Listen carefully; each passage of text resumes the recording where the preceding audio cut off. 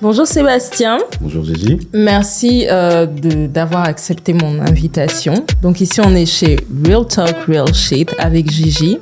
Et en fait l'idée c'était de te rencontrer parce que toi et moi on s'est jamais vraiment rencontrés. J'étais un peu... je suis allée te voir sur Instagram. Je t'ai dit en gros que j'étais fan du travail que tu faisais. Et je t'ai dit je voudrais vous interviewer. Et donc ça a pris du temps parce que tu es hyper busy. Donc j'étais couru littéralement après, je lui ai couru après. C'est pas vrai. Et Dieu merci, tu es là aujourd'hui. Donc l'idée c'est d'échanger, d'essayer d'apprendre à se connaître plutôt. Et je vais te poser tout type de questions qui me passera par la tête. Merci de m'avoir invité. Comment tu vas ? Ça va. Écoute, on va dire que sur une échelle de 1 à 10, je suis à 5. Ça va. C'est-à-dire je suis... 5 Ouais. Seulement. Ouais, bah parce que quand tu sais, quand tu travailles beaucoup, moi je suis un peu en déficit énergétique depuis un certain nombre de temps. Donc je vais pas dire que je vais mal, mais je suis pas au top de ma forme. But I still keep going. You have to. I have to. Right? Okay. Bon alors parle-moi de toi. Où tu es né, d'où tu viens? Je suis né au Sénégal, à Dakar précisément, et j'y ai grandi. Donc pour beaucoup de personnes ça étonne, mais en fait je suis un enfant du pays, je suis un enfant du continent. D'accord. Je suis né à Dakar, j'y ai grandi et je suis arrivé en France qu'à l'âge de 20 ans. Donc après 2 ans d'études supérieures quand même à Dakar, mais j'ai tout fait à Dakar, j'ai tout fait. Primaire, secondaire, 2 années universitaires, des formations, j'y ai travaillé avant d'arriver ici. D'accord. Voilà. Moi aussi, je suis née en Côte d'Ivoire. Ma mère et mon père viennent d'un pays différent. Donc, ma mère de la Côte d'Ivoire, mon père de la Guinée. Donc, moi j'assume le fait d'être blédarde. Je trouve ça bien, en fait. Mais attends, it's a blessing. What are you saying? Blessing. et du coup, je suis arrivée ici à 17 ans pour commencer mes études et tout. Et justement, toi, quand tu arrives à 20 ans, un peu plus tard, et d'autant plus que toi, tu avais travaillé avant, est-ce que tu vois un décalage entre la façon dont les gens se comportent et ou même en termes d'opportunités pour toi? Quand tu arrives, comment ça se passe? Quelles sont les premières observations que tu fais? Je prends une claque, tout simplement. C'est-à-dire une claque? Je prends une claque par rapport au fait que je ne m'attendais pas. En fait, la claque, elle vient tout simplement du fait que, en grandissant au Sénégal, j'ai grandi comme un chevreau qui est dans une course avec des œillères. C'est-à-dire que j'avais que la vision du Sénégal et c'est tout. D'accord. Voilà, c'est ça le problème. Donc quand j'arrive en France et que je découvre tout le système français avec son administration, parce que du coup j'arrive avec évidemment avec un visa français, il faut faire la démarche à l'OFI, tout ce tralala dans lequel il faut rentrer pour avoir un titre de séjour, tout ça je découvre. Donc évidemment, c'est une claque. Donc je prends une claque déjà administrative, donc il faut que je m'adapte à un nouveau système. Et ensuite, il faut que je m'adapte également à une nouvelle culture, la culture française. Et c'est une culture qui est... Mais c'est le jour et la nuit entre la culture sénégalaise et la culture française, dans le sens où, pour des trucs tout bêtes, par exemple, tu vas à l'école, tu passes une soirée le jour même avec tes camarades, vous êtes très bien ensemble, vous vous amusez, le lendemain, vous revenez à l'école. Il n'y a personne qui te dit bonjour. Ouais, bah ça... Tu dis... Ouais, ça c'est en France. Hein, ouais. Voilà, ça c'est typiquement très français. C'est-à-dire que tu peux passer la meilleure des soirées avec la personne, et le lendemain, c'est... ah bah non, on se connaît pas. Enfin, complètement. te calcule pas. Donc c'est une claque. Donc, c'est une claque sur plusieurs niveaux, sur plusieurs choses. Oui. Mais c'est vraiment une claque. Mais du coup, je m'adapte. D'accord. Je prends le temps de m'adapter parce que, pas le choix déjà. Je suis dans un monde qui ne m'appartient pas, que je ne connais pas. Et je sais que je suis là pour un moment, donc j'ai pas le droit à la complainte. J'ai surtout la responsabilité de m'adapter et d'avancer dans l'environnement dans lequel je suis. En fait, j'ai plusieurs questions qui sont dans ma tête, donc je vais essayer de structurer. Déjà, qu'est-ce qui t'amène en France? Des études. D'accord. Ouais. Sachant que tu as déjà travaillé, donc tu sais c'est quoi en gros le monde du travail. Ouais. Alors, le travail que j'ai fait, c'est pas vraiment un travail dans une entreprise. Enfin, c'est une entreprise, quoi qu'il en soit, mais j'ai été un employé polyvalent dans un glacier. Shout-out à mes 2 tontons d'ailleurs qui possèdent encore cette chaîne qui s'appelle Régis Glacier, qui aujourd'hui est à Abidjan. Ah, ok. Mais ils ont commencé à Dakar. Et c'est mes oncles. Donc j'ai commencé chez eux à travailler. Même avant eux, j'avais travaillé. J'ai fait un travail d'hôtesse sur des événements. Mais ce le que je veux vrai dire, travail, c'est que tu te lèves et que tu vas travailler et que tu as un salaire à la fin du mois. Ça, tu connais. Ça, je connais, exactement. Ok. Et est-ce que avant d'arriver en France pour ces études-là, tu es déjà venu en France ou pas du tout en fait? C'était la première fois que je sortais du Sénégal. D'accord. Hormis le fait que je suis parti en Gambie, ça compte pas. Ouais. Et que je suis allé aux États-Unis quand j'avais même pas encore 1 an, que j'ai vécu pendant 8 mois avec mes parents. Rien du tout. D'accord. Je te dis ça parce que je pense que toutes les personnes qui sont nées et qui ont grandi en fait en Afrique, on partage un peu la même expérience. Et ce que tu dis pour moi, c'est flagrant, je peux comprendre. Après, moi, j'ai vécu des réalités différentes. C'est-à-dire que je venais déjà en France. Donc, je connaissais un peu la mentalité des gens, etc. Où je me suis vraiment prise une claque, c'est ces histoires d'administratifs. Enfin, la préfecture, non mais ça, c'est... C'est quelque chose vraiment pour les immigrés, les amis. C'est un cauchemar.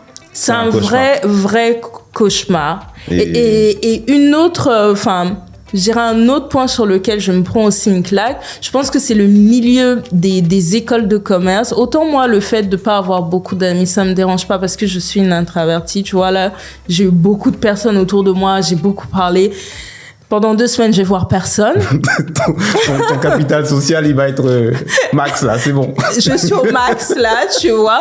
Mais c'était plutôt sur la langue. C'est-à-dire qu'il faut que je sois honnête. C'est-à-dire que les mots que l'on utilisait, c'était un peu pour moi du français soutenu. C'est-à-dire la manière dont on écrivait nos assignments et tout. En plus, moi, j'ai commencé sur une partie française. Après, j'ai fait que de l'anglais.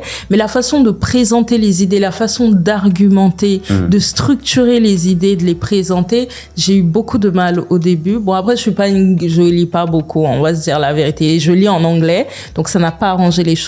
Mais ça a été assez difficile pour moi de comprendre ce qu'on me disait en cours. C'est intéressant que tu parles de ça parce que c'est pareil pour moi. En réalité, en partant du Sénégal, je fais un cursus, en tout cas universitaire bilingue, et j'arrive en France. J'ai parlé français toute ma vie. Hein. Je veux dire, tu m'entends parler français, mais j'ai parlé français toute ma vie. J'arrive ici, c'est limite, c'est comme si en fait on m'a enlevé toutes les compétences linguistiques que j'avais avant. Ouais. Donc ça, je pense que c'est plutôt le fait de venir dans un environnement qui est totalement nouveau, qui crée cette distension-là, en fait, qui te met mal à l'aise et quand tu dois parler avec des gens, ou quand tu es en classe, ou quand tu dois présenter, tu as du mal. Alors qu'avant, quand j'étais au Sénégal, j'étais limite le premier de ma classe par rapport au fait que je parlais anglais. Ouais. C'était moi qui faisais les meilleures présentations en classe. Mais j'arrive ici, I'm like... What the fuck? What the hell is going on? Tu vois, tu te poses des questions. Donc c'est intéressant que tu mentionnes ça parce que j'ai eu également ce problème. Mais bon, je veux dire... on a surmonté. Hein. On a surmonté, hein. Clairement. Bien surmonté même, j'ai envie de dire. Donc tu fais tes études, tu fais quoi comme études? En partant du Sénégal, je fais, comme je t'ai dit, 2 ans en bilingue en International Management. Donc, c'était un bachelor in International Management. D'accord. J'arrive en France pour ma 3e année en double diplôme à l'école de commerce de Dijon, qui est aujourd'hui BSB, Burgundy School of Business. Et là-bas, je fais du coup ma 3e année en double diplôme pour obtenir un autre diplôme qui est le International Business and Marketing, que j'obtiens. Je passe ensuite un master 1 en management, toujours dans la même école, à Dijon. Je fais 1 année de césure, je m'arrête. Donc là, je rentre dans une entreprise française qui est le groupe Pas Jeune. D'accord. Que j'intègre en tant que déjà assistant de communication.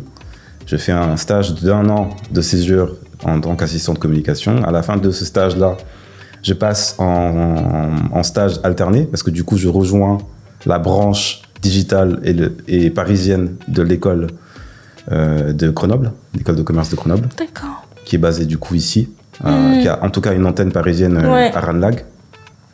Et de là-bas, je fais un master in Digital Strategy. Ah ouais, d'accord. Donc toi, tu as été beaucoup à l'école. Hein? Ouais, j'ai beaucoup été à l'école. En fait, on nous a mis dans une boîte, et ça, c'est la terre entière, hein, le système éducatif qui est comme il est. On nous a mis dans une boîte, et la terminaison, c'est les diplômes. Et les diplômes doivent valider une certaine compétence, une certaine connaissance d'un sujet défini. Sauf qu'en fait, souvent, et c'est ce que je constate, c'est que l'école, c'est plutôt l'école de la vie, c'est pas l'école qu'on nous apprend dans les cahiers. Complètement.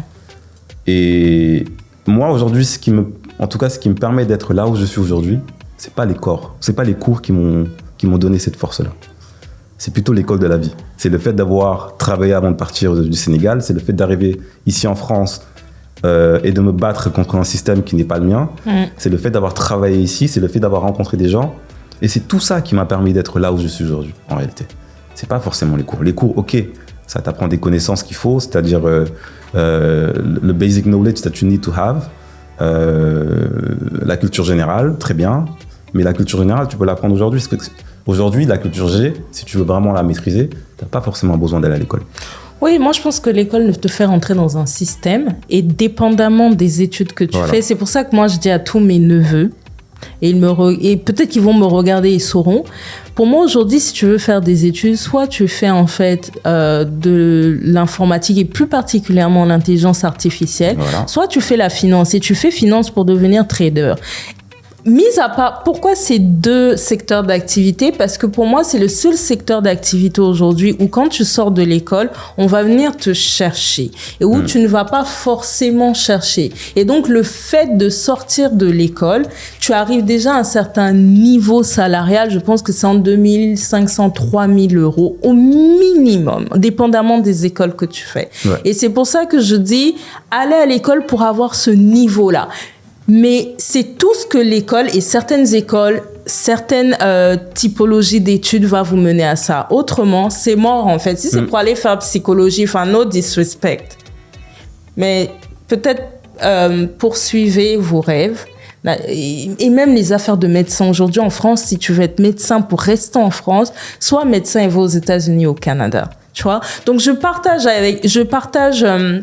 ce que tu viens de dire sur le fait que la finalité, c'est pas d'avoir un diplôme, même si on nous a dit, c'est tout le monde sait aujourd'hui que c'est un vrai mensonge, mais ça te positionne quand même à un certain niveau. En fait, le danger pour moi, pas de ton discours à toi, parce que c'est le discours que tu as, tout le monde là. Mais c'est ce discours-là, quand tu donnes ça à des ados qui ne connaissent rien à la vie, qui se disent, bah moi, je vais arrêter l'école, quoi. Ouais, bien sûr. Tu vois. Et t'as forcément des gens qui vont réagir comme ça c'est sûr. Mais le problème, il n'est pas là. Le problème, il est plutôt dans la lecture de la chose. La personne qui n'arrive pas à comprendre le message derrière nos propos, cette personne doit aller à l'école, tout simplement. Ouais. Parce que tu as des gens qui sont destinés à certaines choses. T'en as d'autres qui sont destinés à des choses moyennes, d'autres qui vont être destinés à des trucs, mais voilà. Pour moi, la vie, en tout cas l'éducation que tu reçois et l'environnement dans lequel tu évolues, te prédestine à un certain niveau de vie. Complètement. Tout simplement. Donc la personne qui ne lit pas le message, je pense qu'elle n'a qu'à continuer à faire ses études. Et je le dis de manière assumée, continuer de faire ses études. Et de toute façon, dans la société, tu vas avoir des gens ici, tu vas avoir des gens là. Et chacun a son rôle dans cette société. Que tu sois ici, ça ne signifie pas que tu es une moindre personne. Au contraire, tu fais fonctionner un pan de la société. Ouais. Mais c'est juste que chacun doit être à son positionnement. Maintenant, l'autre question qu'il faut aussi se poser, c'est quel est le positionnement que tu veux avoir ? C'est ça la vraie question. Ouais. Si toi, tu te lèves un matin, et tu te lèves le matin et tu dis que tu veux te positionner en tant que chef d'entreprise, en fait, tu as intérêt à faire ce qu'il faut pour être chef d'entreprise. C'est aussi simple que ça. Et ça va signifier aller à l'école, ça va signifier aller faire des stages, ça va signifier aller faire du networking, ça va signifier tout ça. Maintenant, si tu dis que tu veux être caissier ou que tu veux pas être plus que ça ou je sais pas quoi, tu fais ce qu'il faut par rapport à ça. C'est aussi simple que ça. Non, je suis d'accord. Et en parlant justement du fait que chacun a son rôle dans la société, quel est le regard que tu portes sur justement toute cette partie d'Instagram qui te dit en gros que si tu es pas successful, t'es de la merde. Je fais un raccourci, mais en fait, c'est ça aujourd'hui quand tu ouvres les réseaux sociaux. Qu'est-ce que tu penses de ça? Parce que la vérité, c'est qu'on ne sera pas tous successful. Non. Et que beaucoup d'entre nous seront average, voire normaux. Très normaux. Ouais. Donc, quel est le regard que tu portes sur ça? La première question que j'ai envie de poser, c'est quelle est la définition que l'on donne au succès en réalité. Ouais. Non, sur Instagram, c'est simple. Sur Insta, je veux dire, c'est how many followers do you have? How much money do you make? How do you travel? Tout ça, c'est des questions que les gens se posent sur Instagram, mais en réalité, c'est pas la vraie vie, ça. Pour moi, c'est pas le succès. Moi, mon succès, c'est se lever le matin et d'avoir la plage en face de moi et de me dire que je n'ai aucun souci. Ça, c'est moi. Ça, et que mes proches sont en bonne santé, que toutes les personnes que j'aime sont avec moi, ça, c'est le succès. T'en as d'autres personnes qui vont te dire que le succès, c'est être une star, c'est de voyager en jet privé, c'est de... Voilà, pour moi, c'est la première question qu'il faut se poser. Maintenant, par rapport aux gens qui disent ça, j'ai envie de dire, est-ce qu'Instagram, c'est la vraie vie? Ouais. Hein? Voilà. Mais aujourd'hui, tu as des gens qui sont pas outillés, Sébastien, spirituellement, mentalement, intellectuellement aussi. Et intellectuellement, clairement. Ça, j'ai mis longtemps à prendre ce point-là en compte parce que je me disais, dire que quelqu'un n'est pas équipé intellectuellement, c'est le prendre quelque part de haut. C'est peut-être ton ego qui parle parce qu'en soi, tout le monde a la même intelligence. Mais je suis arrivée à la triste conclusion que même moi, j'étais pas prête intellectuellement à accuser réception que certaines personnes n'ont pas la maturité intellectuelle suffisante pour comprendre un certain nombre de choses. Et donc, j'en reviens à ma question. Ceux qui n'ont pas cette maturité-là, spirituelle, mentale et intellectuelle, on en fait quoi parce qu'on est tous dans la sauce d'Instagram à l'heure-là. Donc, on fait comment pour gérer ces personnes-là? C'est une très bonne question. Alors, pour moi, ça va être plutôt dans typiquement ce que je fais aujourd'hui dans mon travail.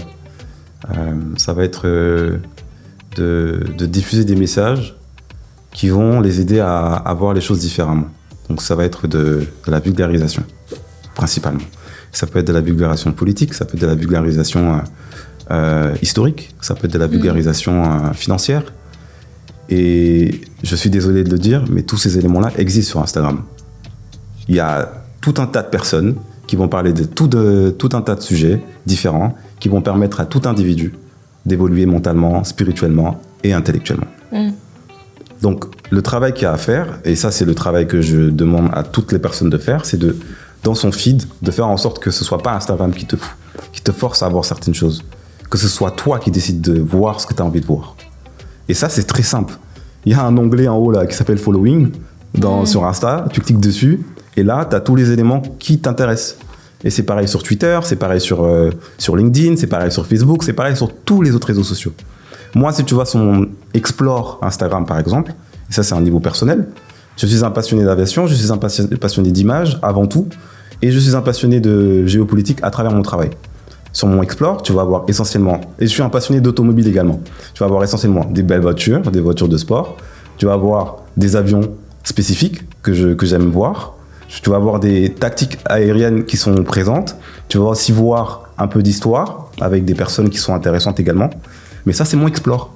Et ça c'est parce que c'est moi qui ai fait en sorte que dans mes différents likings, dans mes différents passages sur Insta, de faire en sorte que ce soit ces éléments-là que je veux qu'ils apparaissent dans mon Explore et dans mon feed. Ouais. C'est ça la vraie question. Et ça, tu peux le faire sur tous les autres réseaux sociaux. Ouais. Tu parlais du fait que tu t'es passionné notamment de la géopolitique. Comment je suis arrivé à ça?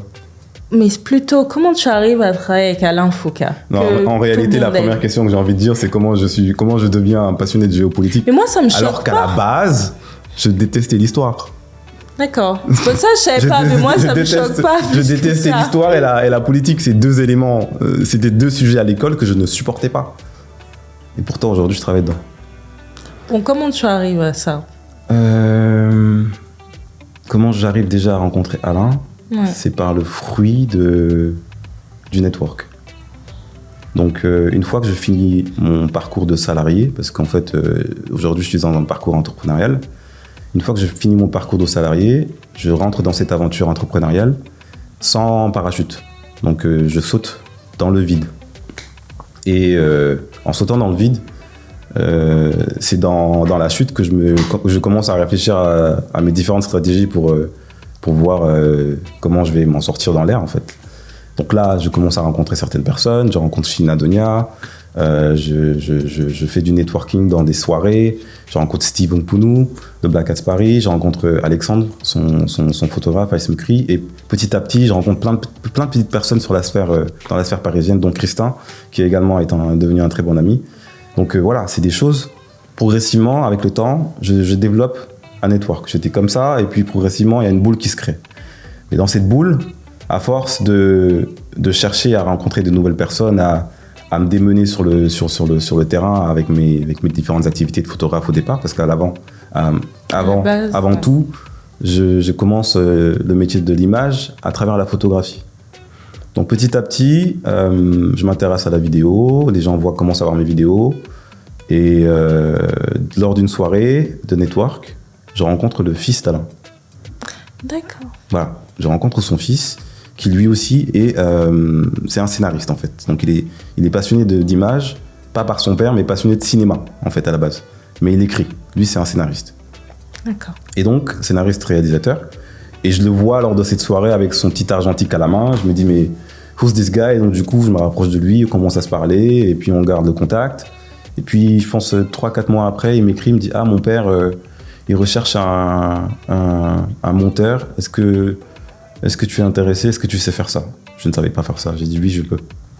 Il me dit, voilà, le taf, il est là. Et à cette époque-là, je ne rencontre pas son père. Hein. Je fais le montage avec lui, avec le fils d'Alain, Grégory. Je fais le montage, son père est content. Et 3 mois plus tard, Greg me dit, on a une mission au Cameroun. Est-ce que tu serais capable de l'assumer? Est-ce que tu pourrais venir avec nous pour tourner un documentaire? Il y a des interviews à faire, etc. etc.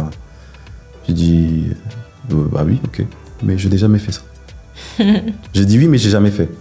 Donc je rentre dans cette histoire. On part au Cameroun, on tourne un documentaire pour le festival Chepan qui avait lieu en 2019, en janvier 2019. Et là, on fait ce qu'on a à faire. Moi, j'achète ce qu'il faut avant, alors qu'avant je maîtrisais pas du tout. J'achète une bonne cam, j'achète un stabilisateur, des choses que je ne maîtrisais pas du tout. Je vais sur le terrain, j'ai jamais mis un micro à une personne, je mets le micro à une personne. Son fils enregistre, bref. On fait la mission. À la fin de la mission, on rentre à Douala. Les festivals, je pense, se passent à l'ouest du Cameroun, plus précisément à Bamenjou. Et là, on rentre à Douala. Le jour où on doit rentrer à Paris, il dit, Alain, est-ce que je peux voir les images? On lui dit, bon, il n'y a pas de problème, on va voir les images. On lui montre les images. Il dit, mais c'est quoi cette daube? Qu'est-ce que vous avez foutu là? Et en gros, pendant 25 minutes, Alain nous descend. Wow. Il nous descend, mais genre comme jamais. Il dit, mais en fait, allez faire autre chose de votre vie. Hein. Ça, c'est pas votre métier. Hein. Donc moi, je rentre à Paris avec cette claque.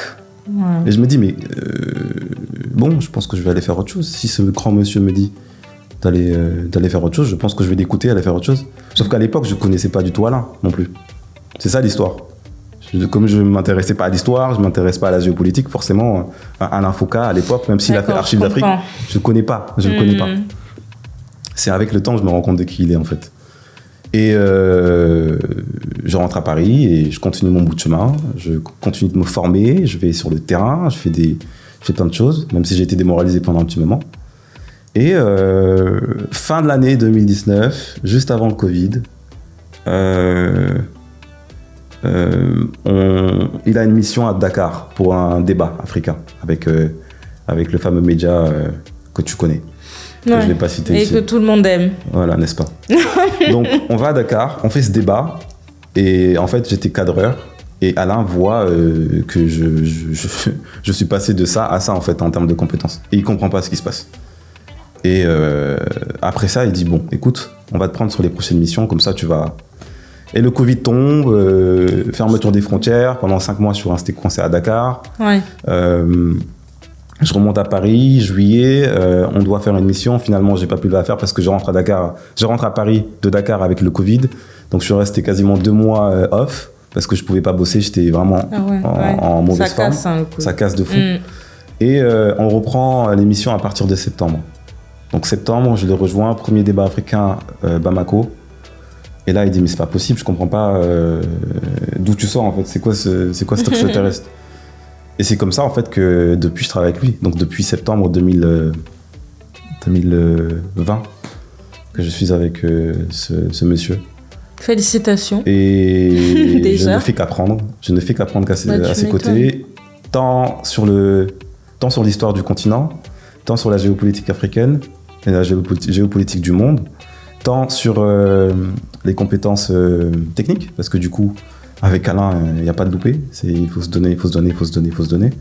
Et j'arrête pas de me challenger sur plein d'aspects, sur les entretiens, sur les interviews, sur le terrain, quand il s'agit de faire des reportages. J'arrête pas de chercher à faire mieux, en fait. Ouais. Et là, il voit ça, il me dit, mais je comprends pas, qu'est-ce qui s'est passé entre-temps? J'ai dit, j'ai juste fait le boulot, c'est tout. Tu m'étonnes. Voilà. Encore une fois, félicitations. Je voudrais revenir sur le sujet de la Guinée parce que c'est mon pays, tu le sais. Et en fait, pour les gens qui comprennent comment Gigi et moi on s'est connus, je pars en reportage en Guinée avec Alain sur le sujet des mines, donc le sujet des mines que tout le monde connaît, qui est aujourd'hui disponible sur YouTube. On a parlé des mines de bauxite, on a aussi parlé des mines de fer à Simandou.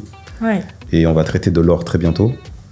Je pars en mission avec Alain et je poste plein de petites stories sur la situation des mines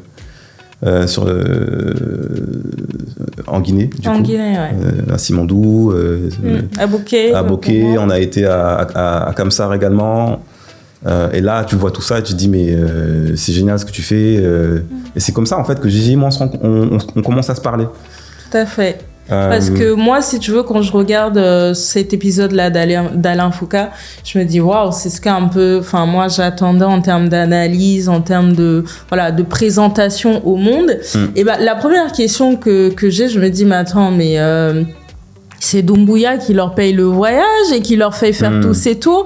Parce que le nombre d'accès que vous avez, en fait, même les chaînes locales n'ont pas ces accès-là, tu vois. Donc, c'est ma première question. Et deuxième question, donc moi, je vais souvent en Guinée, j'ai été récemment, je vais repartir.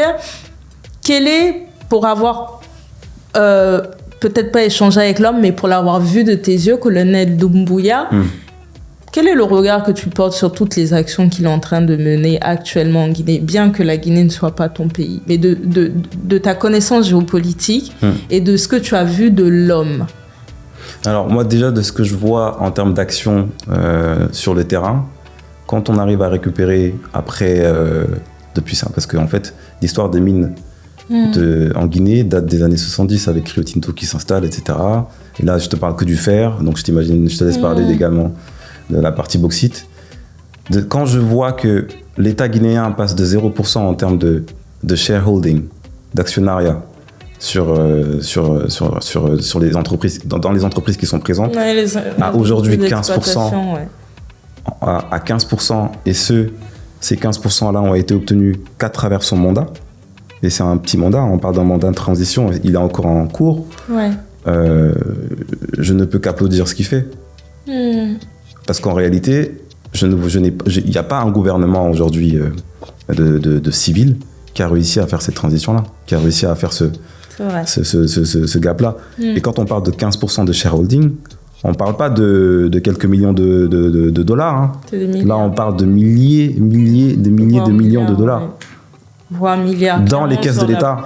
Sur la bauxite. Exactement. Et quand on parle de bauxite, les gens, ils ont besoin de comprendre. La bauxite, c'est ce qui fait aujourd'hui l'essentiel de l'aluminium qui est produit dans le monde. Ouais. C'est les casseroles, c'est les boîtes de yaourt, c'est les choses qu'on retrouve dans nos MacBooks, dans nos téléphones. Tout ça, c'est des éléments qui sont essentiels au fonctionnement du monde. Le fer, je vous laisse imaginer. Donc en fait, pour moi, c'est juste fou de passer de 0 à 15%, juste en disant que voilà, nous on en a marre. Il y a des contrats léonins qui ont été signés dans le passé parce qu'il y a eu un Lansana Conté qui n'a pas fait son travail, tu as eu un Alpha Condé qui n'a pas fait son travail, et que derrière un militaire arrive, même si aujourd'hui tu vas avoir des ayatollahs qui vont dire que la démocratie elle n'est pas respectée. En fait, la vraie question qu'il faut se poser, c'est est-ce que ces systèmes démocratiques fonctionnent dans nos pays africains? Ouais, moi, c'est ça la vraie question. Je suis à 100% d'accord sur ce point-là. Et je ne remets même pas en question. C'est-à-dire qu'on ne peut pas prendre... Il faut qu'on arrête d'être dans le copier-coller du modèle occidental. Il nous faut un truc, made in Africa, comme il y a un truc made in China, parce que chacun a ses réalités, chacun a son mode de pensée et sa spiritualité. Tu peux pas faire des copier-coller partout. Enfin, visiblement, ça ne marche pas. Ça ne marche pas. Et en plus, moi, je continue de dire que là, avec la guerre qui a commencé en fait en Ukraine, on est en train d'assister au déclin véritable de la société occidentale et plus particulièrement de l'UE. Je ne dis pas ça parce que je vois très mal les choses, mais on va voir les prémices de ce déclin-là. Donc, on ne peut pas faire un copier-coller, puisqu'on voit que ça ne marche même pas pour les personnes qui ont mis en place ce système. Là, on est en plein dans une crise politique française avec Macron qui a adopté un projet de retraite que la majorité de la population refuse. Ouais. Il a adopté comment ? Ouais. La vraie question. Voilà. Et c'est ce même Emmanuel Macron qui va se balader au Gabon, qui va se balader au Congo et qui va donner des leçons de démocratie. Je suis désolé, il faut qu'on arrête de se poser, faut qu'on se pose les vraies questions là en fait. Ouais. Et quand tu dis qu'il faut qu'on adopte un système qui nous convient, j'ai envie de dire, regardez le système arabe dans les pays du Golfe, comment ça fonctionne. C'est des royaumes là-bas. Hein. Ouais. Tu pars à Singapour, c'est pareil. Tu pars dans le système communiste chinois. C'est des systèmes qui sont propres à ces pays-là et à ces cultures-là. Donc pourquoi on est là à faire un copier-coller sur un système français qui a été apporté par du Aristote des années, il y a des siècles passés. Complètement. Faut qu'on se réveille en fait. Il faut qu'on mette en place des systèmes qui nous appartiennent, qui correspondent à nos réalités locales. Et réalité locale, j'ai envie de dire même vraiment micro-locale. Parce que tu as des localités qui sont bien différentes les unes des autres, parce qu'on est un continent très large. Ouais. On a un continent qui est beaucoup trop large, qui, même si les médias n'arrêtent pas de dire qu'on est un continent, qu'on n'arrête pas de se reproduire, que en fait ils veulent faire croire au monde qu'on n'arrête pas de se reproduire, qu'on est surpeuplé, on est un continent sous-peuplé. L'Afrique, c'est 1,3 milliard d'habitants. L'Inde, c'est 1,3 milliard d'habitants. Et l'Inde rentre intégralement dans l'Afrique. Et je te laisse regarder tous les autres pays qui peuvent rentrer, les États-Unis, la Chine, l'Italie, toute l'UE, tout ça, ça rentre. Et encore, l'UE, ce n'est que le Congo, RDC, l'Union européenne. Donc quand on dit que l'Afrique elle est surpeuplée, j'ai envie de dire, mais on est surpeuplé comment en fait ? Je veux faire le lien justement avec le Congo parce que moi je le dis souvent aux gens, en fait on dit souvent qu'en Afrique on a les mines, on a un sous-sol qui est riche, ce qui est vrai, mais quand on regarde les études, moi j'avais lu une étude qui avait été faite par le Financial Times et pour moi ça make sense, t'as que 2 véritables continents qui sont miniers, enfin 2 véritables pays qui sont miniers, c'est la Guinée et le Congo. Et donc, quand tu vois ce que dans un pays, tu as un dirigeant qui a mis en place, tu parlais des fameux 15%, je pense que tu as bien illustré, donc je ne vais pas revenir dessus. Et que, enfin, je ne sais pas ce qui est fait aujourd'hui au Congo. Peut-être qu'il y a des choses qui sont faites, mais je vais dire qu'il n'y a rien qui est fait. Quelle est ta réaction ? Le Congo, c'est un environnement particulier. C'est un environnement particulier pour la simple et bonne raison que tu as un tout petit pays à côté qui fout la zizanie. Et je n'arrive toujours pas à comprendre pourquoi. Et qu'on arrête de nous dire que c'est parce que oui, il est soutenu par les États-Unis, machin. Oui, mais... C'est la réalité. C'est vrai, mais c'est depuis combien de temps que ça dure en fait ? Parce qu'avant que lui soit là, il y avait quelqu'un d'autre en fait. C'était déjà le cas. Ouais. Non, je suis d'accord avec toi. Mais c'est vrai qu'aujourd'hui, quand tu regardes le Congo et que tu regardes ses capacités minières et ses capacités hydroélectriques, ses capacités agricoles, tu te dis, mais à quel moment ça n'a pas marché ? Alain a tendance à dire ce riche pays de pauvres. Voilà. Et tu te dis, mais à quel moment ça n'a pas marché ? Est-ce que c'est un problème de leadership ? Est-ce que c'est un problème de mentalité ? Est-ce que c'est un problème de vision ? C'est ça la question. C'est ça les questions. Et après le reportage qu'on a fait typiquement dans les mines de cobalt et de coltan au Congo, il y a eu des actions qui ont été menées. Il y a eu des Chinois qui ont été chassés du pays. Il y a eu des mines qui ont été fermées. Mais certaines de ces mines ont été réouvertes. En fait, c'est comme si on a pris des gens qu'on a chassés, d'autres personnes sont venues, et tu te dis, mais à quel moment c'est possible ? Donc la vraie question, c'est comment cette chose a pu se réinstaller ? Même si ça s'est réinstallé de manière minime, comment ça a quand même réussi à se réinstaller ? Pas de réponse. Qu'est-ce que tu dis aux Guinéens, aux Congolais, aux Rwandais local qui n'a pas le recul nécessaire à date pour voir tout le travail qu'Alain Foka et toi-même vous faites, le travail énormissime, et qui dit, lui vient nous parler de l'Afrique, il faut qu'il arrête de juger l'Afrique. Qu'est-ce que tu dis à ces gens qui n'ont pas un certain recul? Et même, en fait, ce que je veux te dire, c'est que j'ai été dans des cercles où j'ai entendu des Africains locaux dire « Moi, Alain Foka, je l'aime pas parce que il donne des leçons. » Et même des personnes qui sont diaspora, qui sont juste rentrées au pays. Et en fait, je peux comprendre le sentiment qu'il a des mots durs. Par exemple, quand tu utilises le terme, et c'est lui qui a utilisé le terme « un riche pays de pauvres », c'est vrai, mais ça fait mal. Ça fait mal. Et quand tu dis, et quand tu n'as pas le recul nécessaire, tu vas dire, oui, mais pour qui lui il se prend pour dire ça? Donc, ma question ultime, c'est, qu'est-ce que tu as envie de dire à ces gens-là qui disent, ouais, mais lui, il pense qu'il sait tout, il ne connaît pas nos réalités, et pour qui il se prend?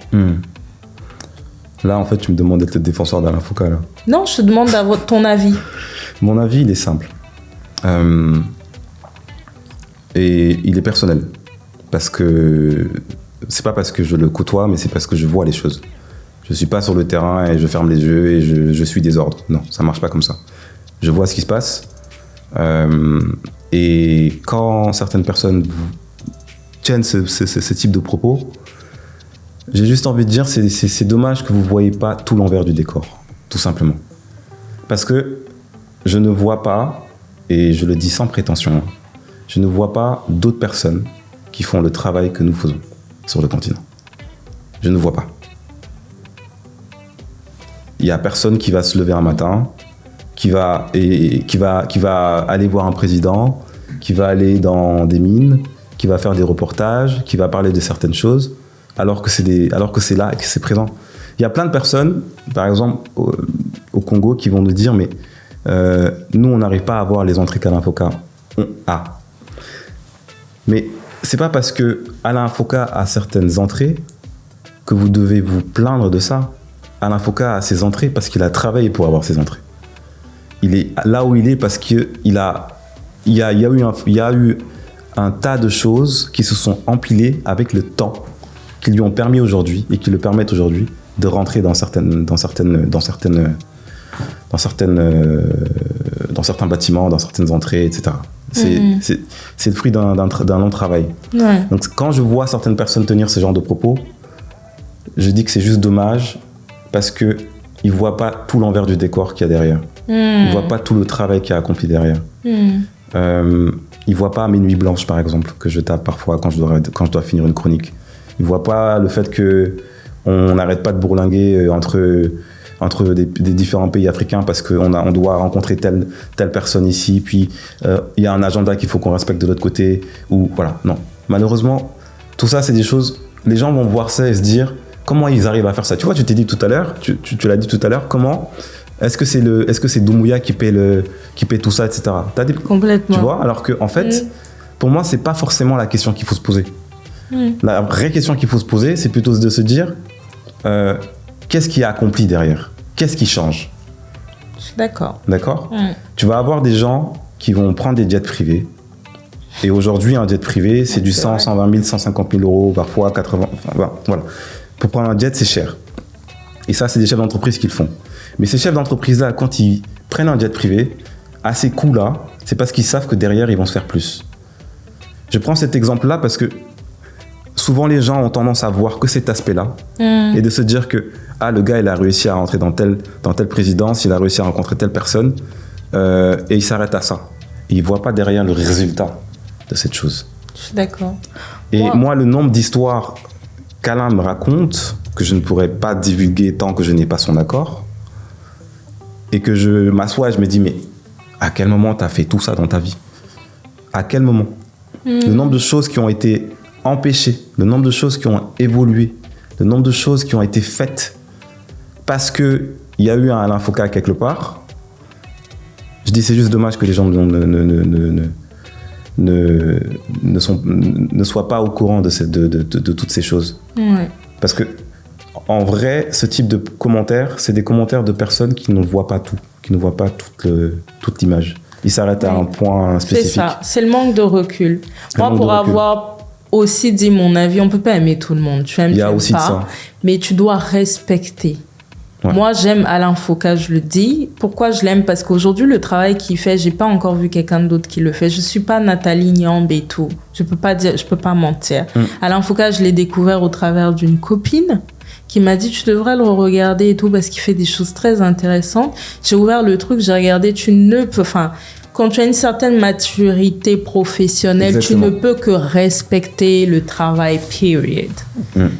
Une fois que ça c'est dit, après, je pense que des fois, il faut mettre son ego de côté. Je reviens sur le fameux « un pays riche de peau ». Ça fait mal. Certaines personnes, tu leur dis ça, l'ego remonte directement, mais c'est la triste vérité et point barre. Donc, on partage... Moi, je suis plus dans... Dommage que tu n'aies pas le recul assez pour juste prendre ce qu'il est en train de te donner et toi-même Bon, j'ai limite envie de dire à ces personnes-là, avant de faire des commentaires comme ça, essayez d'abord d'analyser les résultats qui peuvent être présents, que vous voyez. Ils pourront pas parce qu'effectivement, ils n'ont pas cette maturité dont tu parles. Et au-delà de ça, ils sont dans... T'as vu les gens en Guinée, Sébastien? Tu penses que le gars qui a Kamsa... Le gars qui a Kamsa, qui est au bord de la route en train de vendre ses arachides. Tu crois que... Non. Tu vois ce que je veux dire? Ouais, bien sûr. Il y a une chose que je voulais partager avec toi parce que j'ai regardé le podcast de... In Real Life podcast avec Taraji P. Henson. Et donc, elle disait une chose et je voulais le partager avec toi parce que je voulais avoir ton avis. Elle disait qu'elle fait de l'art. Elle voit le fait d'être actrice. Au début, elle faisait ça parce qu'elle disait il faut qu'elle ait de la thune. Et quand elle a commencé en fait à vraiment gagner sa vie et à vraiment jouer certains rôles, elle a vu que l'art permettait de transformer les mentalités des gens. Et je voulais partager ce point avec toi parce que tu es aussi dans de l'art. Pour moi, tu fais vraiment de l'art parce que je suis allée regarder ton site internet. Alors oui, tu travailles avec Alain Foka, that's good obviously. Mais en fait, j'ai vu que tu es un artiste au-delà du fait de tourner. Et donc, est-ce que tu partages le même avis qu'elle? Est-ce que dans ton expérience, tu passes à tester que l'art permet de transformer les mentalités au fil des années, d'avoir un réel impact, ou tu partages plutôt une vision qui est différente? Je partage cet avis entièrement. Tout simplement parce que ce que j'ai réussi à faire avec Alain, c'est parce que j'ai cette partie créative en moi qui me permet de pousser les choses et de faire que les messages qu'on divulgue soient les mieux reçus. Donc quelque part, l'art que je porte en moi sans forcément le vouloir, c'est un art que je mets dans tout ce que je fais dans ma vie. Plus précisément dans ce que je fais avec Alain. Donc, quand il s'agit de... Parce qu'en réalité, faire une chronique, par exemple, je prends un exemple tout concret. Faire une chronique, c'est se placer devant une caméra, enregistrer son propos, fermer, monter. Tu peux limite ne pas faire de coupure dedans et tu postes. Et tu as passé ton message. Sauf que, progressivement, je dis, mais en fait, il y a des choses qui sont dites, il y a des illustrations à ajouter, il y a des transitions à rapporter, il y a plein de choses à faire. Et quand tu regardes les premières chroniques d'Alain, là où il y a zéro illustration, et aujourd'hui, ce qui sort, c'est le jour et la nuit. C'est le jour et la nuit parce que j'ai voulu que tout ce que je fais en termes de documentation, tout ce que je fais en termes d'apprentissage sur Internet, parce que moi, je suis en constant apprentissage. Je passe mon temps à me former, à aller m'intéresser à des choses, à faire en sorte que ça soit à la page surtout, que ce soit le plus qualitatif possible. C'est ça qui a fait qu'aujourd'hui, j'ai réussi à faire ce type de chroniques qui font que quand on fait un documentaire ou un reportage, que les gens restent jusqu'au bout parce que au-delà du propos d'Alain, il faut que les choses soient qualitativement propres. Que la personne se dise « Ah, quand j'écoute le truc, il n'y a pas une distorsion au niveau du son, que la colorimétrie soit propre à l'œil, que les transitions soient là, que le storytelling soit ici. » Enfin, tout ça, c'est des éléments créatifs. Tout ça, c'est de l'art, en réalité. Donc, pour moi, l'art, évidemment, permet de faire passer des messages. Et des messages peuvent être différents, peuvent être divers. Moi, j'ai commencé l'art parce que mon premier message que je voulais donner, c'était une image de l'Afrique différente de ce qu'on nous montre sur Internet. L'Afrique, c'est pas que des cases. L'Afrique, c'est pas que des gens pauvres. L'Afrique, c'est Zanzibar. L'Afrique, c'est l'Afrique du Sud. L'Afrique, c'est le Sénégal. L'Afrique, c'est le Congo. C'est Abidjan, c'est Lagos. Voilà. Et il y a tous ces décors-là qui sont là. L'Afrique, c'est le Cameroun. Surtout en ce moment, je suis dans une période où je partage beaucoup de choses du Cameroun, parce que j'ai pris une claque en faisant un reportage sur la région de l'ouest du Cameroun. J'ai pris une claque sur la beauté de cette région. Et je me dis, ce n'est que le Cameroun. Imagine si je prends le même temps dans les différents autres pays africains. Je pars au Niger, même si c'est une région dangereuse, que je pars dans le nord du Cameroun, que je parte à l'est du Congo, même si je l'ai fait et je l'ai vu, l'est du Congo.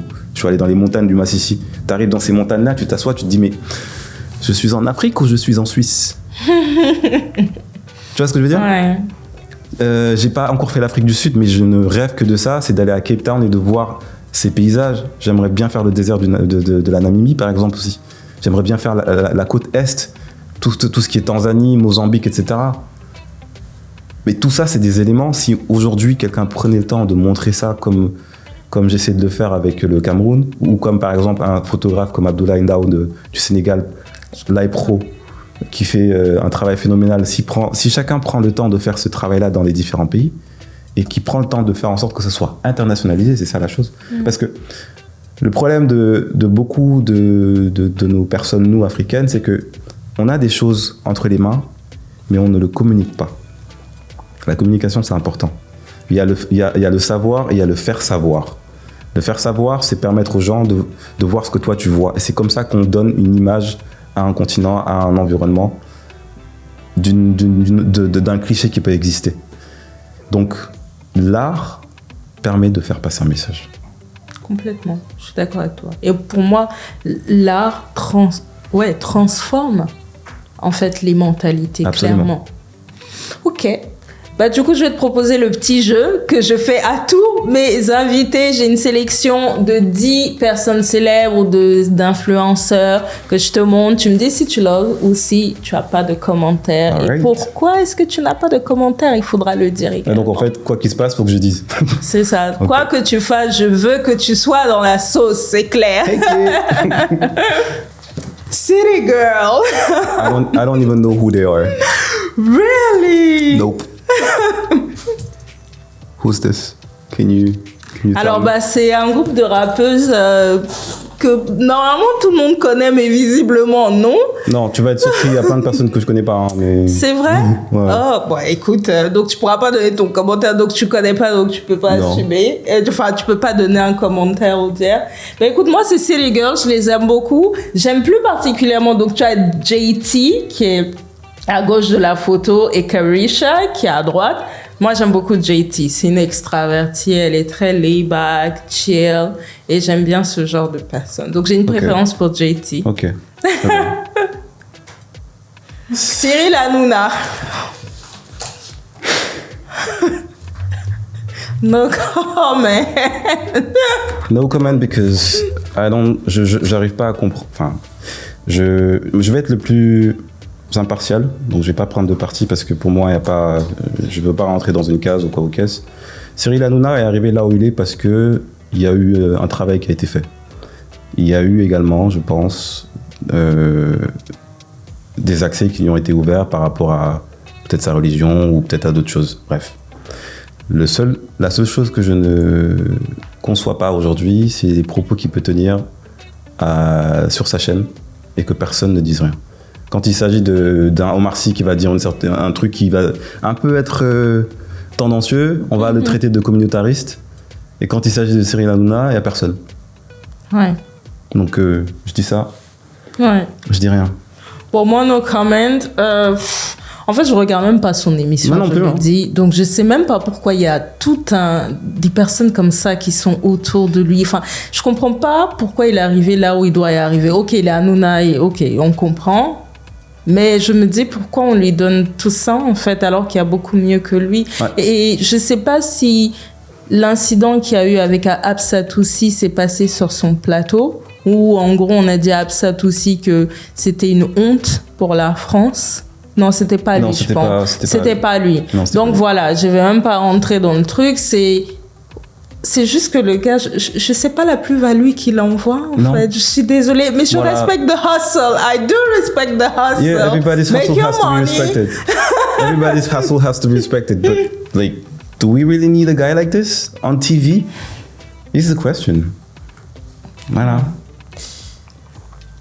Oh. Jay-Z. Oh.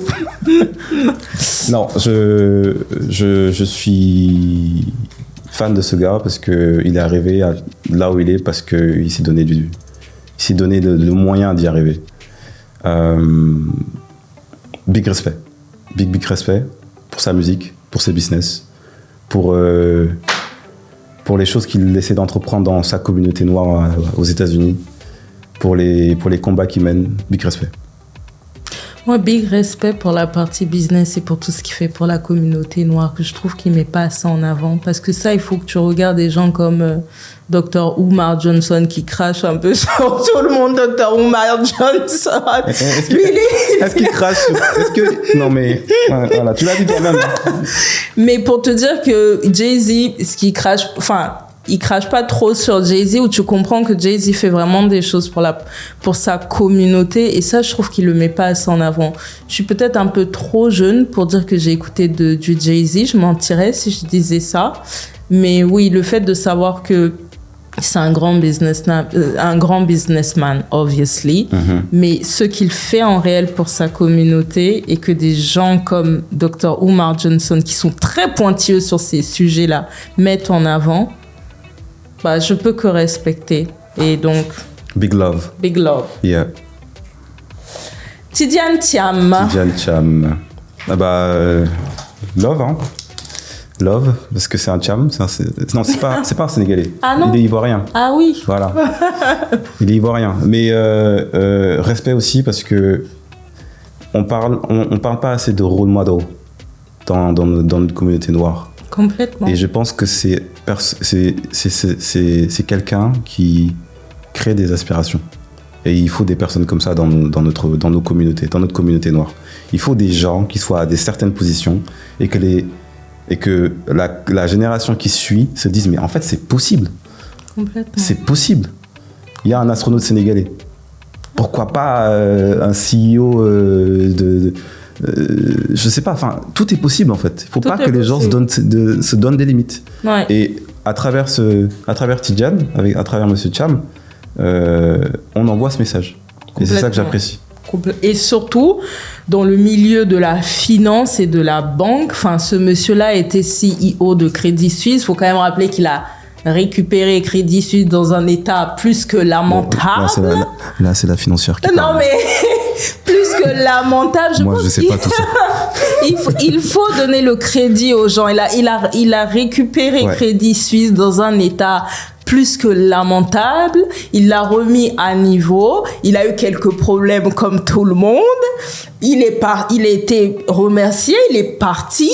Et les gens ont souvent tendance à se focaliser que sur les problèmes. Non, mais on voit où Crédit Suisse est aujourd'hui. Je terminerai là. Hein, ceux qui veulent regarder les news, regardez où est Crédit Suisse aujourd'hui. Moi, c'est un big love pour Monsieur Tidiane, Thiam, qui est aussi, enfin, faut quand même le dire, le mec, c'est un génie. Les gens qui parlent de lui disent que c'est quelqu'un qui, académiquement et intellectuellement, est très élevé. Donc ça aussi, je pense que moi, j'admire ça chez une personne. Mr. Kanye. I love the old Kanye, but the current Kanye, no comment. I love Kanye. The old, the new, the current. Yeah. I don't know. En fait, I love Kanye. Kanye, pour moi, dans sa musique, de manière générale, c'est un génie. Whatever we might say, he's a genius, okay? The second thing that I have to say when I say that, like, okay, j'aime bien le old Kanye et que j'ai un peu du mal avec le current Kanye, c'est par rapport à certaines prises de position. Après, comme j'aime bien toujours le dire, c'est que je suis quelqu'un de très impartial et je prends le temps de pas juste me focaliser sur un propos ou sur une chose. Je prends l'environnement total, je prends l'image au global. Et je me dis que même si certains positionnements qu'il a pris par rapport au Black Lives Matter sont un peu... Did he lie about that? Je sais pas. Black Lives Matter? Non, c'est pas le fait qu'il ait dit ça. Ah, ok. C'est par rapport au fait qu'il ait plutôt dit White Lives Matter. That's the thing. Aussi. Donc, en fait, moi, c'est plutôt par rapport à ça. Et je me dis que Il y a des événements de vie qui aussi chamboulent et qui changent une personne. Et ça, je peux totalement le comprendre. Donc, je suis pas dans le jugement. Je suis très rarement dans le jugement, mais vraiment très très rarement. Et je pense tout simplement que j'adore sa musique. Les propos qu'il peut tenir aujourd'hui et qu'il a pu tenir, ils peuvent se comprendre. Mais qu'il faut arrêter d'être dans le cancel culture. C'est aussi simple que ça. Ouais. Moi, j'aime le mec, juste, voilà. Là, il est dans une période qui est difficile. J'espère qu'il va la surmonter. Ouais. Ce qu'il dit, il ment pas, surtout. Il dit la plupart du temps, il dit la vérité. C'est l'ego des gens. Je parle pas du White Lives Matter. Ça, Kanye been Kanye. Kanye been Kanye mais forever. It's gonna be Kanye forever. I mean. Mais une fois qu'on a passé ça, tu vois, le truc qu'il expliquait sur le fait que tu peux pas t'associer à une personne, enfin, tous ces riches noirs américains qui s'associent avec des conglomérats américains et qui disent oui, j'ai un bon deal, en fait, vous n'avez pas un bon deal. Ou le fait qu'ils disent que voilà, il y a quand même une certaine partie dans l'esclavage, la population noire a une part de responsabilité. T'as des personnes, encore une fois, qui n'ont pas la maturité intellectuelle d'accuser réception du propos, mais ça ne veut pas dire qu'il est con, ça ne veut pas dire qu'il ment ou ça ne veut pas dire qu'il est fou. Et puis il y a aussi cet aspect de narratif. Souvent les gens vont donner un narratif sur Kanye qui est totalement dévalorisant parce qu'ils ont envie de donner ce narratif-là. Et ça revient à la question du narratif également. C'est quel est le message qu'on veut donner. Complètement. À travers les médias. Un média, quand il se lève un matin, il se dit pas... un média impartial, ça n'existe pas. Un média, il se lève avec un message. Le média dont je ne veux pas parler. Un média a toujours une opinion. Même si, en école de journalisme, on va te dire que un journaliste ne doit pas avoir d'opinion, c'est un mensonge. Ça n'existe pas. CNews a un message à faire passer. BFM a un message à faire passer. Bien sûr. Et France Média Monde, c'est pareil. Donc, ouais, je suis d'accord. Un média qui va se lever un matin, qui va raconter de la merde sur Kanye, c'est parce qu'il a envie de raconter de la merde sur Kanye. Et il n'a pas pris le temps d'aller regarder tout l'envers du décor ou de comprendre ce qui se passe, pourquoi il a dit ça, etc. On va juste se focaliser sur un problème. Et c'est pour ça que je dis ça par rapport à Tidjane. Les gens vont toujours se focaliser sur les problèmes et jamais sur les résultats.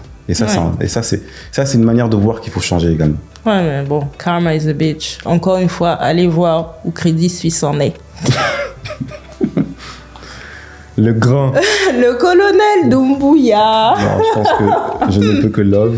Je ne peux que love parce que même si des gens vont se dire que les militaires doivent rester des militaires, les militaires sont avant des humains. Avant tout, c'est des humains avec des visions. Et on ne rentre pas dans l'armée sans avoir un combat personnel. Et son combat personnel, c'est le développement de la Guinée.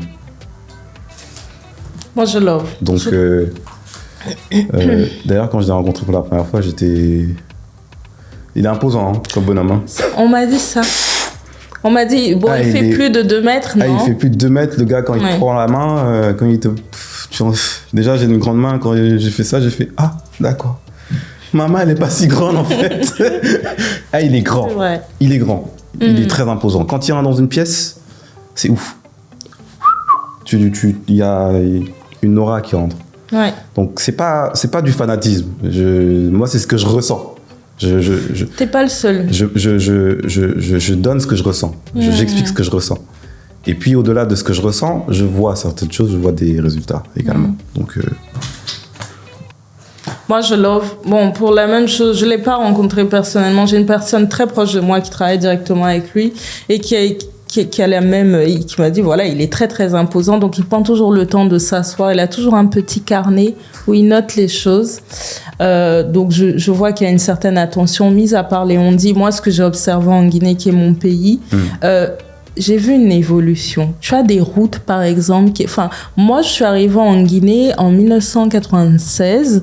Il y avait des routes qui n'étaient pas faites. Les gens, ils s'en foutent. L'argent est dans le pays. Tu vois les hommes politiques. T'as en Guinée, tu sais, quand tu vois les gens qui ont l'argent, tu vois ceux qui n'ont pas d'argent. Et ceux qui ont de l'argent, ils ont vraiment beaucoup d'argent. Et rien n'était fait pour la population. Les routes dans un état, mais lamentable. Et c'était comme ça, le gouvernement. Donc, moi, j'ai connu Conté. Ensuite, j'ai connu... le premier gouvernement de transition avec Konaté, Dadi, j'ai vu tout ça.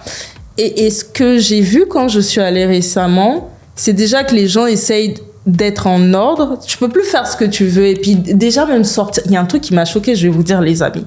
J'arrive à l'aéroport.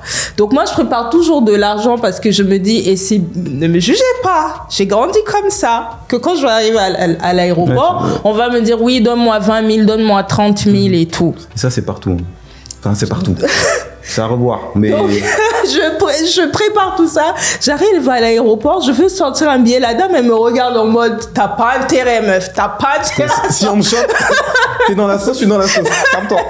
Et rien que ça, mais c'est tellement anodin. Je suis sortie, j'ai vu ma mère, j'ai dit, maman, le pays a changé. Elle m'a dit, le pays a changé, c'est les militaires qui sont au pouvoir. Ouais. Donc, rien que pour ça et pour les routes que j'ai vues, je vois une volonté que les choses bougent. Ouais. Et c'est cette volonté-là que j'aime et que je respecte. C'est bientôt fini. Tiana Mayembe. Ma Tiana, évidemment que je love. C'est fou parce que Tiana, on a une histoire un peu particulière. Tiana, on s'est connus sur les réseaux, mais c'était de l'époque où elle n'était pas ce qu'elle est aujourd'hui. Elle n'était pas connue, elle n'était pas coach encore, elle était encore à l'école. On se voyait souvent. Elle avait cette aspiration de devenir coach. À chaque fois, on se voyait, elle me disait comment je fais. Parce qu'elle voyait mon travail à travers les réseaux, etc. Elle me dit, mais comment je fais pour rencontrer des gens, donne-moi des tips, etc. Donc, c'était beaucoup de partage au départ. Et donc, la voir là où elle est aujourd'hui, c'est une fierté. Je suis fier de voir où elle est et je suis très content pour elle. Et force à elle, quoi. Force à elle parce que, pareil, elle a un message à faire passer. Et son message, il est simple pour toutes les personnes, c'est qu'elle veut que la communauté noire évolue. Et ça, c'est noble. C'est noble comme mission, c'est noble comme cause. Et Tiana porte ça en elle. Donc, moi, je l'appelle Tatiana. Les gens l'appellent Tiana, mais moi, je l'appelle Tati. Ma petite sœur s'appelle Tatiana aussi. Ouais. Donc, moi, je love. J'étais extrêmement impressionnée par... sa qualité professionnelle. Il y a beaucoup de coachs. Hein. Il y a coach et il y a coach, moi je dis ça. J'ai eu l'opportunité au travers de mon boulot de travailler avec beaucoup de coachs et je sais que pour moi, d'être certifié, ça te donne une certaine légitimité. Tiana, c'est l'une de mes préférées vraiment dans le game d'Instagram et je la trouve juste hyper intelligente, qualitative dans ce qu'elle fait. Elle a eu on revient au truc du diplôme. Elle sait bien que la certification ne va pas lui donner forcément l'impact qu'elle souhaite, mais ça va lui donner. This is a pass. Yeah. Tu vois, et comme ça, on va pas dire, ouais, c'est encore une coach et tout. Et elle a été intelligente et elle a fait ça. Donc, je respecte. En plus, elle est canon. Ouais. Ouais. Donc, un gros love pour elle. On va terminer sur Miss Sheena Donia. Enfin, Tata, faut que j'arrête de dire Miss, elle a pas mon âge. C'est pas ma copine. La maman. Moi, j'ai dit Big Love. Big Love parce que Sheena a une place importante dans ma vie.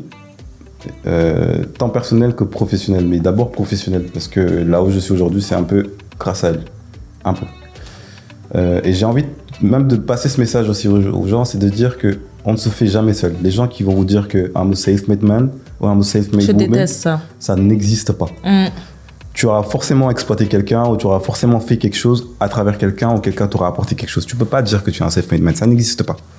Je suis d'accord. Et quand je dis ça, c'est parce que quand je commence à décoller dans mon aventure entrepreneuriale, c'est grâce à elle. Parce qu'on a travaillé ensemble sur ces photos lifestyle, parce qu'on a fait beaucoup de choses ensemble. Et aujourd'hui, c'était une tata spirituelle professionnelle, et c'est devenu aujourd'hui une tata, une maman pour moi, parce que elle est présente. Elle est présente tant dans ses conseils de vie, tant dans sa manière de voir les choses. Et ses enfants me connaissent tous, je connais son neveu, enfin... Donc, c'est une tata, c'est une maman, et big love. Big love, big love, et... Par rapport à son travail également, c'est pareil, coach, elle a un message à faire passer, elle veut que notre communauté elle évolue, elle veut que notre communauté soit la meilleure, elle veut qu'on soit dans l'excellence. Elle accompagne un tas de personnes qui cherchent du travail ou qui sont dans une transition ou une évolution de poste. Et ça, je suis heureux qu'elle puisse le faire parce que c'est nécessaire. Surtout dans notre communauté, surtout quand on porte cette couleur de peau. les gens ont tendance à oublier qu'il y a certaines portes qui vont nous être fermées tout simplement parce qu'on n'a pas la bonne couleur. Et ça, c'est triste. Sauf que la bonne couleur, ça ne définit pas la couleur ne définit pas une personne. C'est plutôt dans la manière dont tu abordes des choses, dans la manière dont tu te présentes, dans la manière dont tu apportes les éléments sur une table qui font la différence. Et tu peux venir avec la mauvaise couleur et tu vas ressortir en étant une personne tout simplement sans compter étiqueté par rapport à ta couleur. Ouais. Parce que tu as porté un certain type de propos et ce type de propos, Sheena peut vous accompagner pour le faire. Ouais, Sheena est très bien. Moi, je love. Alors, je l'ai connue parce que ma sœur, donc qui est ma meilleure amie, m'a dit est-ce que tu connais Sheena Adonia? Je connaissais pas Sheena Adonia. Je suis allée regarder, j'ai vu. Mais en fait, la personne, je l'ai découvert quand j'ai eu l'occasion d'aller à un brunch où elle était la guest. Et en fait, quand tu t'assois, tu écoutes cette femme-là, tu te dis waouh. En fait, elle a une puissance de storytelling. Pour moi, elle est pas assez mise en avant pour ça. Parce que sur l'image, et toi, obviously, c'est une belle femme, elle sait conseiller en image, etc. Mais en tout cas, moi, ce qui m'a le plus touchée chez elle, c'est la puissance de son storytelling. Elle s'assoit, elle te parle, mais tu ne décolles pas les yeux, elle te captive du début à la fin, et c'est pas du je te captive parce que je sais faire et que c'est mon travail et que j'ai appris ça.